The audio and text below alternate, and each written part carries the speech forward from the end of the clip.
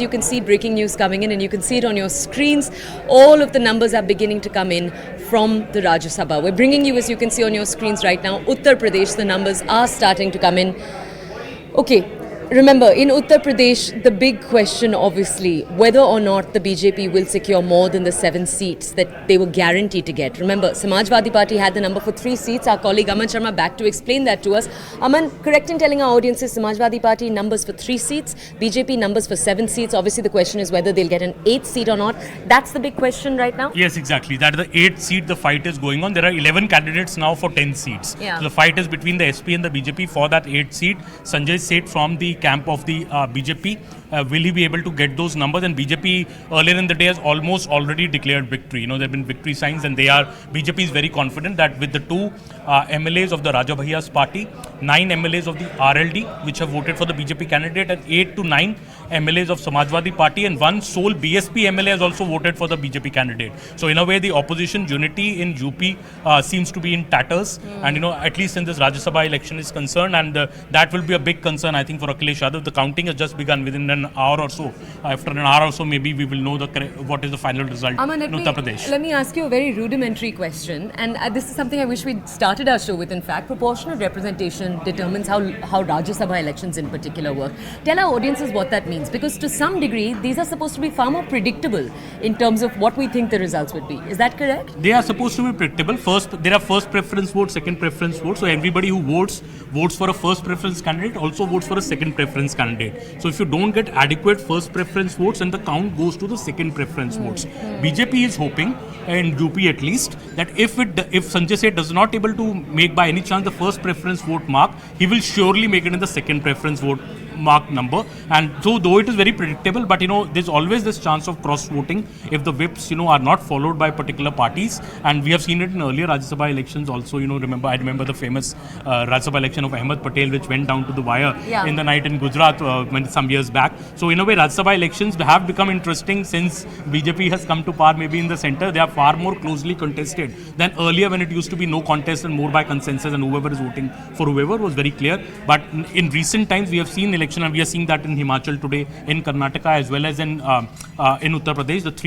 The 15 Rajya Sabha seats are being contested. Okay, and as we wait, let me just tell our audiences we're waiting. Early numbers are coming in, but as you said, we might have to wait quite a long while actually to give you the final results. I just want to ask you, Aman, bring us more context, because to tell our audiences that the situation looking like this just a few weeks before Lok Sabha elections doesn't bode well for opposition unity.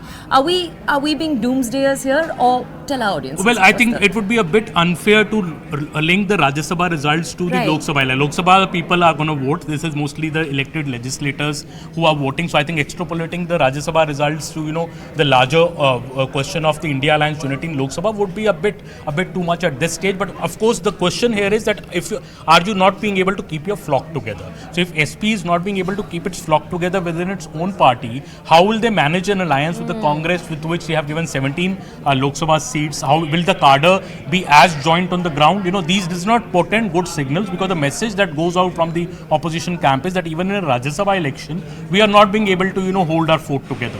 So that is something that the BJP is going to hammer in and say, look, even before the Lok Sabha elections, even their elected legislators are not following the party line. They are bending towards the BJP. They seem to be leaning towards the BJP, and you know, that is maybe the result which we will see also in the Lok Sabha election. That is what the BJP is going to argue with. Okay, I'm going to ask you to stay with us. Let's go over to our colleague Pallavi, who's with us in Karnataka, with us right now from Delhi, but we'll go over to her to get context about the situation in Karnataka in particular. Pallavi, we haven't so far spoken about what's happening in Karnataka. In Karnataka, obviously, the picture entirely reversed.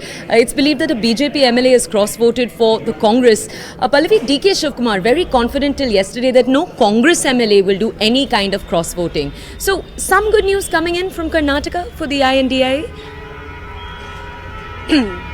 Well, I mean, I think too, in Karnataka, the Congress party certainly didn't want to take any chances, which is why you would find the CM and the Deputy CM huddling together with the Congress MLAs to ensure that they don't go astray. And in fact, this will certainly be a shot in the arm and maybe a kind of an acknowledgement of the past, for want of very better word to use, as far as Siddaramaiah and DK Shivkumar is concerned, to ensure that not only do the Congress MLAs stay together, but they also manage certain amount of cross-voting from the BJP to the Congress's official candidate. DK Shivkumar has always been a troubleshooter for the Congress party of late, whether it was in Rajasthan, whether it was in Jharkhand, and he has this power, the Congress believes, the top leadership believes. So therefore, he was also given a task to ensure that, the Congress MLAs en bloc vote for the official candidate. So that is certainly in contrast to what is happening in UP and Himachal Pradesh. Certainly a very, very good news for the Congress. It also gives a boost or shot in the arm for the Lok Sabha elections, because the big challenge for the Congress is that what they are not going to get in north of India, they're going to kind of compensate it by performing well in the southern states. And Karnataka and Telangana are two big states. And in both these states, the Congress is in power.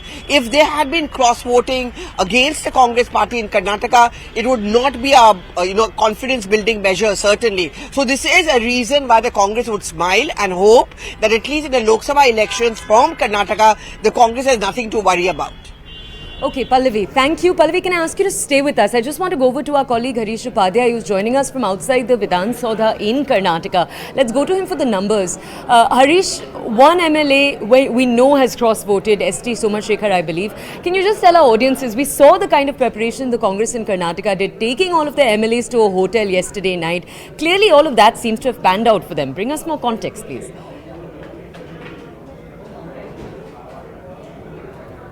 Well, two aspects here. Apart from ensuring that they are in a huddle, what has really worked for the Congress is the fact that they are in power here, and they came to power with a very good majority of 135 seats, and no MLA would risk voting against a current government in the state and either risk disqualification or not having the state government support for his constituency. Remember, if the funds stop flowing to his constituency, then the local electorate will pull up the MLA. So nobody wanted to take that risk, and that's one of the main reasons why you see that nobody has cross-voted from the Congress to some other party.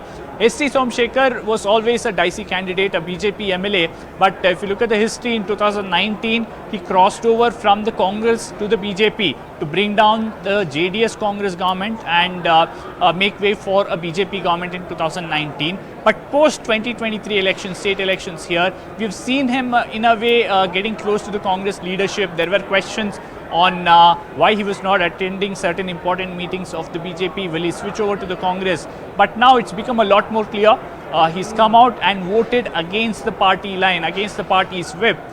There will be a lot of controversy. There will be a petition from the BJP seeking his disqualification to the Speaker's office. We'll have to see how the Speaker's office responds, because remember, there have been landmark judgments based on the verdict given by the Karnataka Speaker's office in 2019 during that whole government formation drama. So once again, UT Khadr, the Speaker, everyone would see whether he will act on the petition of the BJP, or will the BJP go to the court seeking an urgent hearing. That is something that will happen.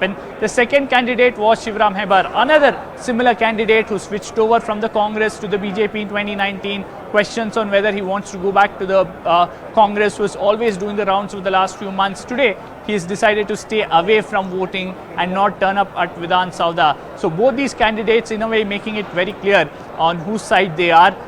The JDS, some good news for them. All of their MLAs have voted for their party candidate despite expressing their displeasure with the JDS tying up with the BJP for the Lok Sabha elections. All of them have voted. Many also interpreting how this can be seen. DK Shivkumar saying that this indicates that several BJP MLAs themselves are against the BJP-JDS alliance. He's also saying if the BJP really wanted the fifth candidate to win, why is it that they got the BJP's candidate 48 votes while only 45 were required? So several questions coming up, and all these parties will have their own calculations to do. We're just going to come back to you. That's my colleague Harish joining us from the Vidhan Saudha.